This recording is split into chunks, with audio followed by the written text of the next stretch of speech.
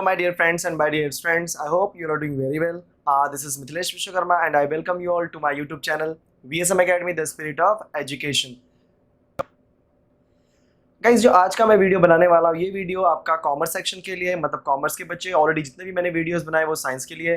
No doubt सबके concept तो same ही होते हैं, बट जो थोड़ा क्वेश्चन वाइज है थोड़ा सा डिफर करता है, क्योंकि साइंस में थोड़े अलग क्वेश्चन होते हैं, थोड़ा कॉमर्स में थोड़ा से क्वेश्चन थोड़ा सा अलग होते हैं। तो दोनों के क्वेश्चन थोड़ा अलग होने की वजह से मैं यहाँ पे ये वीडियो बनाने जा रहा हूँ। सो गाइस जो मैथमेटिकल लॉजिक का जो बेसिक कॉन्सेप्ट है उसके लिए ऑलरेडी उसका जो लिंक रहेगा मैं आपको डिस्क्रिप्शन बॉक्स में दे दूंगा, तो आप वहां से उसका बेसिक सीख लीजिए, क्योंकि बेसिक जो है वो दोनों का सेम है, चाहे वो साइंस हो चाहे वो कॉमर्स हो। सो गाइस जो मैं कराने वाला हूँ आपका फर्स्ट एक्सरसाइज है, तो ज़्यादा टाइम वेस्ट नहीं करते, let's start the journey of numbers and calculations.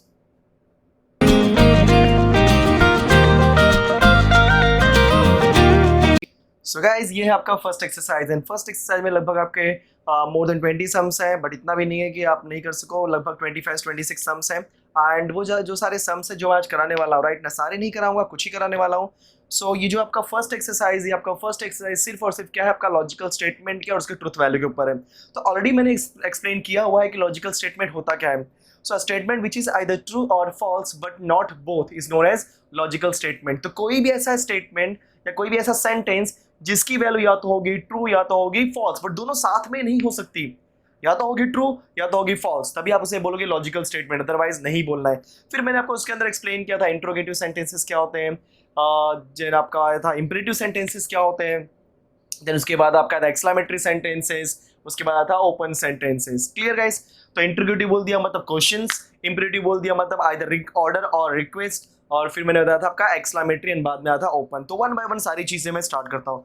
तो देखो फर्स्ट क्वेश्चन क्या दिया है, a triangle has n sides. तो अगर मेरे पास कोई भी आपका सेंटेंस दिया होगा तो सबसे पहले चेक करो वो कौन सी कैटेगरी में आ रहा है, राइट ना। तो ये आपका ट्रायंगल हैज एन साइड्स, यहाँ पे क्वेश्चन मार्क नहीं है, मतलब ये इंट्रोगेटिव सेंटेंस नहीं है, कोई ऑर्डर या रिक्वेस्ट नहीं है, मतलब ये इंपरेटिव भी नहीं है। अच्छा, कहीं पे एक्सक्लेमेटरी का साइन भी नहीं दिख रहा है, इसका मतलब ये आपका एक्सक्लेमेटरी सेंटेंस भी नहीं है।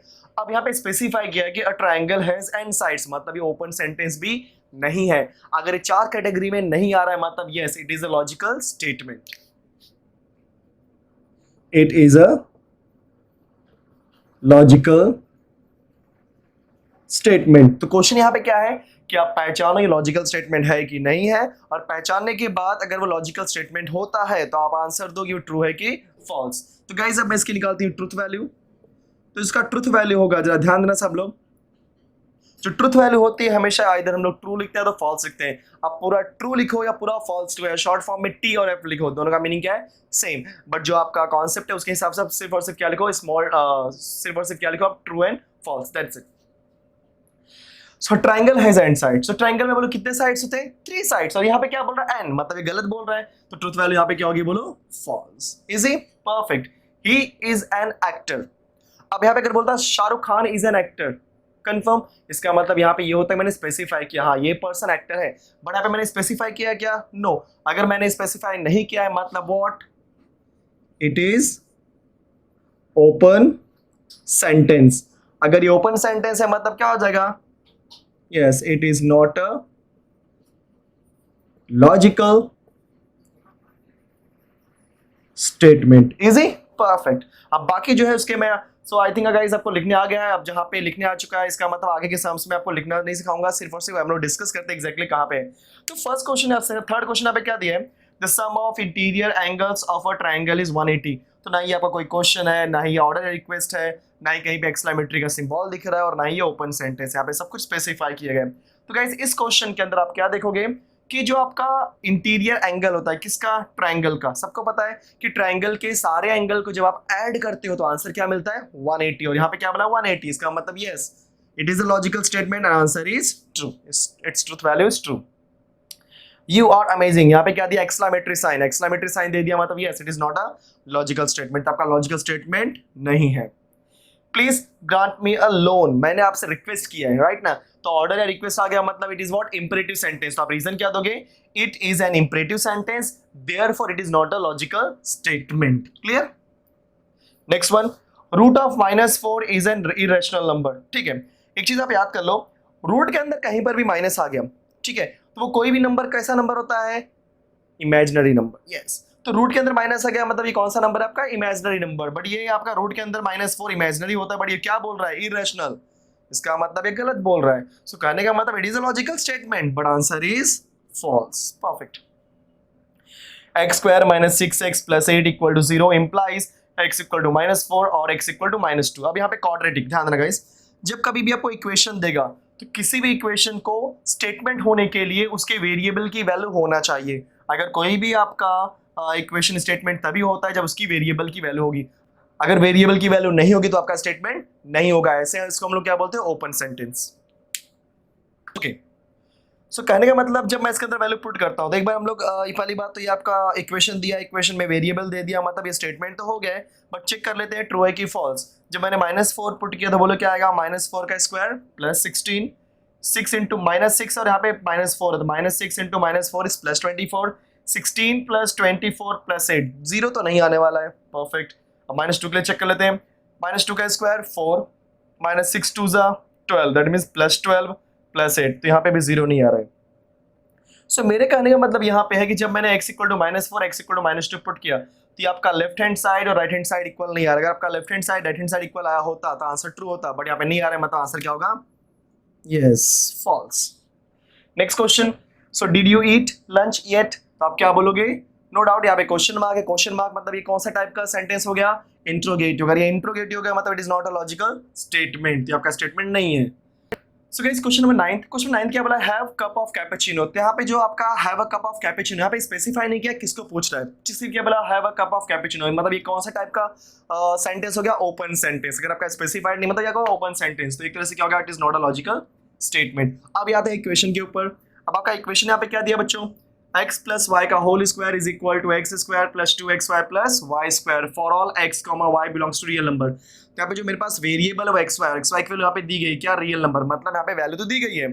सेकंड पॉइंट, अब ये फॉर्मूला तो चेक करो, फॉर्मूला राइट है कि wrong?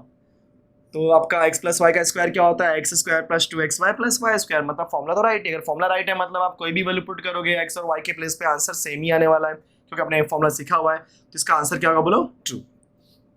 Every real number is a complex number. Yes, हर एक real number guys complex number होता है। कैसे? ध्यान देना। जैसे मैं बोलता हूँ 2, तो 2 को मैं क्या लिख सकता हूँ? 2 + 0y। और व्हाट इज कॉम्प्लेक्स नंबर? कोई भी नंबर के अंदर अगर रियल नंबर और इमेजिनरी नंबर दोनों आ जाए उसे हम क्या बोलते हैं? Complex number. तो 2 को मैं 2 + 0y लिख सकता हूँ। इसका मतलब every real number is a complex number. One is a prime number? False, क्योंकि जो प्राइम नंबर होता है वो हमेशा कहाँ से स्टार्ट होता है? 2 से। 1 को प्राइम नंबर की कैटेगरी में रखते ही नहीं है, तो 1 is not a prime number. तो आंसर इज फॉल्स।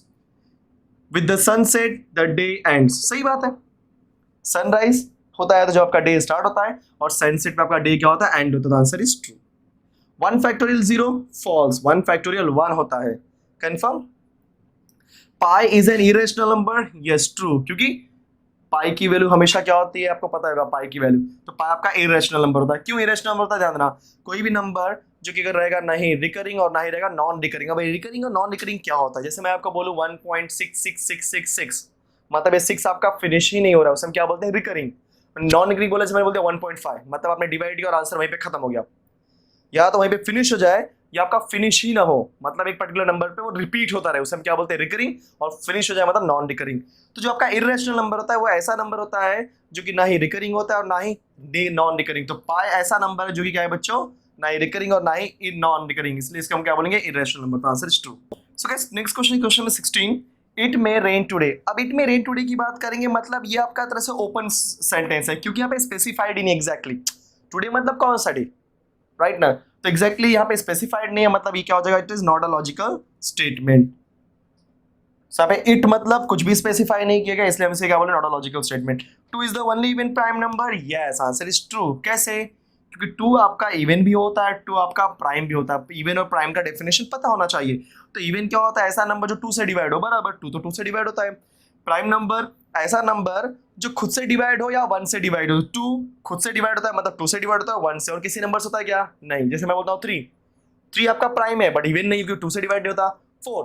4 आपका इवन है बट प्राइम नहीं है, क्योंकि 4 2 से डिवाइड होता है, क्योंकि अदर नंबर से हो गया, मतलब प्राइम नहीं हुआ। बट 4 आपका 2 से डिवाइड रहा है, इसका मतलब वो इवन है। सो कहने का मतलब यहाँ पे मेरा ये गाइस कि 2 ही एकमात्र ऐसा नंबर होता है जो इवन भी होता है एंड प्राइम भी होता है। देन आपका नेक्स्ट क्या आ रहा है? 2 कोप्लेनर लाइंस आर, कोप्लेनर मतलब क्या होता है, सेम प्लेन। जैसे मैंने एक प्लेन बनाया, अब इसके अंदर मैंने दो लाइन बना दी, क्लियर।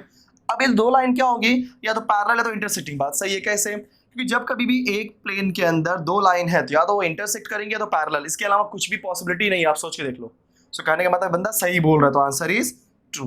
तो गाइस इसमें और भी दो चार सम्स है, वो आप देखो एंड सॉल्व करो, तो आपको आइडिया मिलेगा एग्जैक्टली किस तरीके से लॉजिकल स्टेटमेंट को पहचानना होता है और किस तरीके से उसकी ट्रुथ वैल्यू फाइंड करनी होती है। कंफर्म। तो ये था आपका पूरा 1.1 एक्सरसाइज।